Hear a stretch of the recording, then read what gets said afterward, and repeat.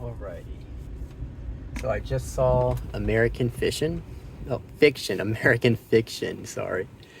Um, right off the bat, I loved it. I loved it. Uh, and I kind of knew going in that I was gonna like this movie. The trailer really gripped me. I think the trailer portrayed it well what the movie was gonna be about. You know, and first thing, right? The ending. I love how it ends. I love how it ends the film, right? Um, this video may be me rambling again, but fuck it. Let's go. Let's go with it. I like how he pitches the ideas of how it ends, and one of them is he gets up to say the words or to reveal that he's the author of the book. Fuck, and it cuts to black, and the gentleman wisely, I think that's what his name, Wesley, something like that. He's like, what? That's it? We don't hear anything. We don't hear what he says. What happens next? And and fucking oh my god, what was his name? Monk. I'll just go with Monk. His name's not, well, his nickname's Monk, but his name is something else. And we do see his name written on a plaque because he goes to some thing called Epic or some type of book venue type thing. And when he's at that book venue, he turns around to the gentleman and he says, this is a small group. Like, this is all the people that came to see us talking shit. And he's like, well, the competition is pretty fierce. We're barking at that tower that woman is on. And we'll get to her in a minute. But, yeah, back to the Wisely thing. He's talking to Wisely. And he mentions, okay, so he didn't like that ending. Let's change it. So he changes it. And the other one is, oh my god, he leaves. He gets up, he leaves the venue, and he heads over to Caroline's house. And it's like, and then it's again more ambiguity, right? Does she forgive him? Does she not? Because this is like the girlfriend in the movie, and they had a fight. It's and how do you call with this? Oh god, I'm losing my train of thought here. Let's see if I can pick it back up. The real Caroline doesn't return his calls, right? You ask him, what does we get a happy ending? Does she forgive him? And Monk says so wisely, I don't know. The real Caroline doesn't return my calls. so and the actuality, right? The reality is it's just that portrayed in the film. She's not picking up my calls, so I don't fucking know. What else did I like it about? Yeah, the third ending, right? Where he has, and I love this. I love that they did this narrative with, he says, I'm the author. I'm whatever the author, his fake pen name was for this book. I'm that guy. And then boom, the fucking FBI agents show up. They come in and they're like, drop, get your hands up. And he's got the reward in his hand at this moment, and he flashes the reward. And we see, and they do that close-up shot of the reward, which we see it's just a fucking piece of glass on a mantle little stand thing. It says some engravings on it. And they light him up, right? As Wisely said, they smoked him. They just boom, boom, boom, boom, boom, boom. They smoke him up. And of course, he fucking loves that ending. He's like, that's fucking amazing. Yeah, that's what happens. He reveals that he's this guy, and they fucking light him up. And they just boom, boom, boom, boom. But I love that they show he got a gun, and it's just a reward in his hand. You can't mistake it for a gun whatsoever. But yeah, it's hilarious. He's got a gun, and they light him up. Just absolutely smoke him. Another thing I like with Wesley was his, how asshole he was, right? He's the intern guy comes up, and he's got this can, of the water that he wanted. He puts his hand out, like, okay, you can give it to me now. I'm done talking for a bit, and he gives it to him, and he says, "What is this? Why is it wet?" And the guy says, the intern tells him condensation. Like, that's it was cold before I got it to you. And of course, and Wesley, he like throws a fit over this. He doesn't like that it's wet, and he's like, no, what the fuck, this guy thinks he's a weatherman now? I don't want that shit. And he hands it back, and he tells him the coffee or whatever, drink. I want it light. And hey, don't ever do that shit again, right? Don't ever give me a wet can again. Oh gosh. What's another subplot in this film? The Loretta, or Lorraine, that's what it was, Lorraine. Lorraine's like the hired help, but she's like a long time hired help, kind of like and I like this because they're like black American academics, right? They're wealthy. They come from a well-to-do background, right? And and just like other, we see the parallels of wealthy, maybe white people back then, where they have what do you call that? A black servant per type person, right? And they also have this in Lorraine, right? And then I mean, it's a long standing throughout the family. I thought that was a kind of interesting dynamic. I'm curious to see other reviews on that sort of thing, right? Where she's the higher help, it's like a mammy figure, and then we're intellectual, but we're in the sphere of being, we got money to spend, so we got the help as well. And that's another thing. The Lorraine story was sweet because she meets well, it's obvious that they met each other before, right? There was maybe some kind of romance before then, Lorraine and Maynard. And I'm guessing Maynard, he's like he's a friend of the families. He's someone who's associated with the family. He knows them because she pulls in the car and he sees Monk sitting there and he's like, whoa. And I like this little detail. He calls Monk by his name, his actual name, right? His birth name, not his nickname. And Monk brings this up. He mentions this. This is a long-standing thing of his. He always would address him by his name and not his nickname. And he tells her, well, it's a beautiful name. I like the name. It's beautiful. And his name is Maynard. This is the first I'm hearing about this name in this movie. And I thought his name was interesting. I thought, I've never heard that name before. I like it. What else came to mind? Yeah, they have the wedding, and that's really sweet. I liked that little subplot story, and when she makes him the sandwich. She comes in, he's reading a book because he's like on a panel of judges to judge books. And yeah, I know, rambling a lot here, but she comes in, she hands him the platter thing, and it's lunch, but it's like unexpected meal, and it's like, well, this is unexpected. I wasn't expecting you to cook for me. And she tells him, well, yeah, I want to ask you something, and what she wants to ask him is me and Maynard thought it would be nice if we can have the afternoon together. We can go and enjoy the beach somewhere, have a just a time to be with ourselves, to be present with each other. And so that was a nice scene. That was a beautiful scene. I like that dynamic there. What else? His sister, when he comes back, because he gets on leave for his work. I think he's a professor. That's what he does. And he's a publisher, right? He's a novelist, but he's also a professor, and he's at the college, and he's got the class. And in the class, he put the internal nigger, I think he put on the board, and a student, he tells the student, I got over it. I think you can too, because the student had some fault with it. She didn't like that he put this word up there with the 2 G's, and she even tells her, does that spell correctly? Like, does that have to be there? And he says, well, it's got 2 G's in it, don't it?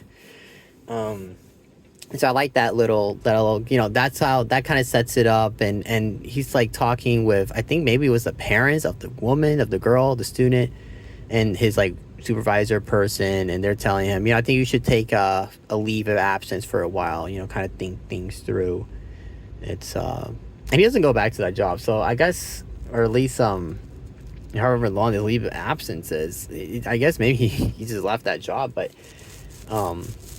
we don't get that clarification in the movie, or if we did, I missed it. But I like that, that kind of sets it up for him going to Boston. That's where his family is, so he goes over to Boston. And how do you call what else I was thinking now? I'm losing my train of thought. Yeah, he goes there and he's to see his sister, and he might have also had another reason to go there to see the family that I might have missed at the beginning of the film, not quite sure. But he goes over there, and his sister almost immediately, like after the fact that they see each other, she dies, right? They're at a table in a cafe type thing, they're eating together. He's got the wine, and she's telling him about, like, hey, these are some things that are happening. Your mom's sick. She's kind of deteriorating, and I've been left to care for her. You and Cliff just went off, when you could. You just left us. And he's talking about, like, the dad's many affair. Dad was cheating like a motherfucker. Dad was a slut. all these little tidbits, and we learned that he was dad's favorite, and it was kind of obvious that he was the favorite child amongst the father. And the sister tells him this, that that her and Cliff grew really close as a result of that, and that in turn had a domino effect on him being distant from them two. Because she mentions how Cliff is doing, how he's divorced the wife, and the kids hate him, and he's like, "Wow, really? I didn't know this." And she said, "Well, you bothered to call, right? If you bothered to keep in touch with him a little more, you would have known that, yeah, this was happening with your brother. Your brother was going through that. This was up with him." But yeah, they're sitting there, and she has a heart attack. She literally has a heart attack right then and there. And I like how they showed her dying.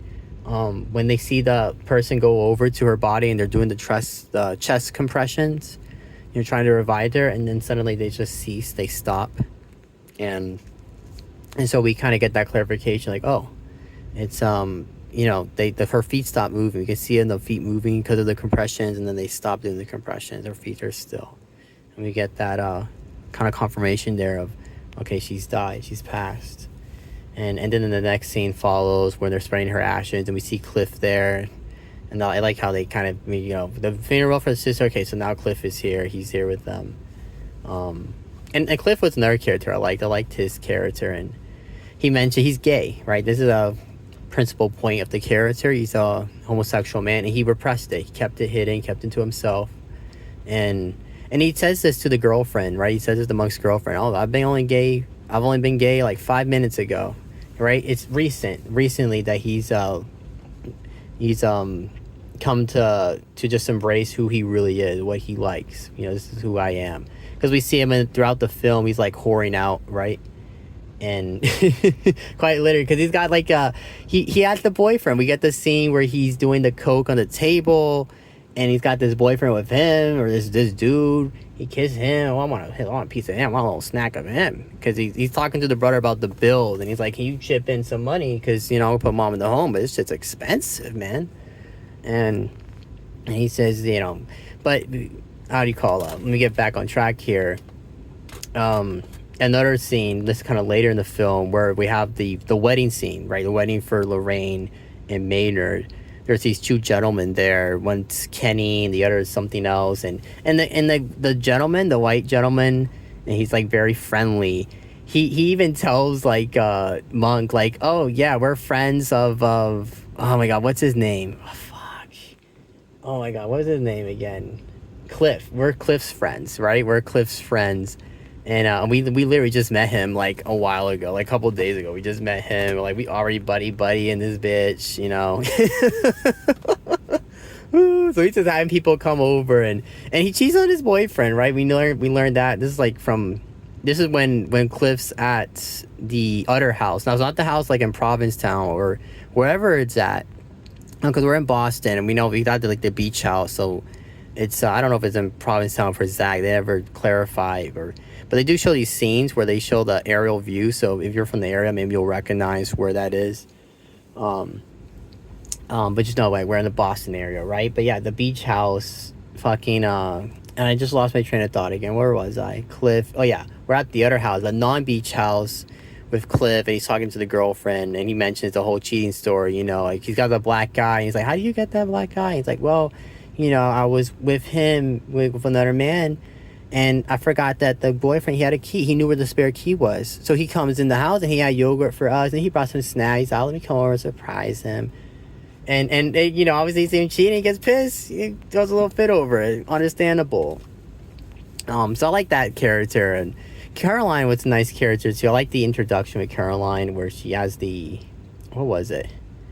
The tomatoes they drop, and he comes to pick them up for her. And this video's getting long here, is it?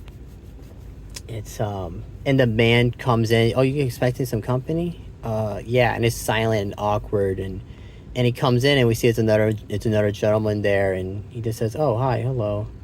You staying over for dinner?" Straight to the point. "You staying over for dinner? Like, what's the dynamic here?" And he just said, "No, I gotta go check my mother, actually. I'll be going."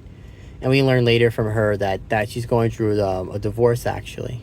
So I guess this is like a nice because they're middle-aged adults, right? So they're going through like probably something that a lot of adults at that age go through is divorces, right? And finding new partners or a new avenue in life, a change in one's life, so to speak, right? And so they mentioned that. She mentions that. I like when she comes up to him and she says, you know, I really liked talking to you. That's a little brief moment. And she knows he's the author too. She's also aware that he's the author of this, of his books that aren't the fuck books, right? His other books that his publicist even tells him. He does the analogy with the alcohol, and he says, you know, the red and the black one, those are the lesser tier alcohols. They're the ones that sell more, but they're the lesser ones. They're not as good. The blue one is the best, and they know it's good, but it's expensive. And everybody wants to pay. You buy the expensive alcohol. You drink it for like leisure, on a special occasion. But most people aren't drinking it for that. They're drinking it to get drunk, so they try the cheap shit, the cheap garbage, right? And that's kind of the good analogy he gives him there with, you know, with the book, right? You can write all your good books because you have a phenomenal book. You can keep those, but then you can also keep your shitty book. And the fuck book, which I think he's called My Pathology, is the original title of it. Yeah, that's the original title of it. That book can be the red, right? The red alcohol, the red bottle, and all your other books. You can do both, right? He tells him this. You know, you don't have to stick to one niche. You can do both. And the best part about it, and he tells him this, you don't have to put your name on that shit. You don't have to put your real name. You can make up a fucking name so that nobody knows that the guy who wrote this trash is also writing some good, phenomenal shit. Yeah, it was awesome. I love that movie. American Fiction. I think I got through all my kind of notes. If I have any more, I'll probably do another video discussing it further, because this one's already getting kind of long here. We're at the 47. I've seen them 60 minutes right now. Yeah, I think I'll cut it here because I can't quite think of anything at the moment. The mom, you know, she's deteriorating. Dad, we get this nice scene where they show the family photos along the staircase. I thought that was cool. They looked really beautiful when they were showing the family photos of the family there. Yeah, that's kind of it at the moment, at least. Like I said, if I got any more thoughts, I'll pitch them in. But as it is, that's where it ends. My movie, can you even call it a review? More like even a synopsis, I think, wouldn't be appropriate. Analysis, kind of. My thoughts, how about that? My thoughts on American Fiction. That's probably be the title of this video that I'll give it. If you bothered to listen to this, thank you.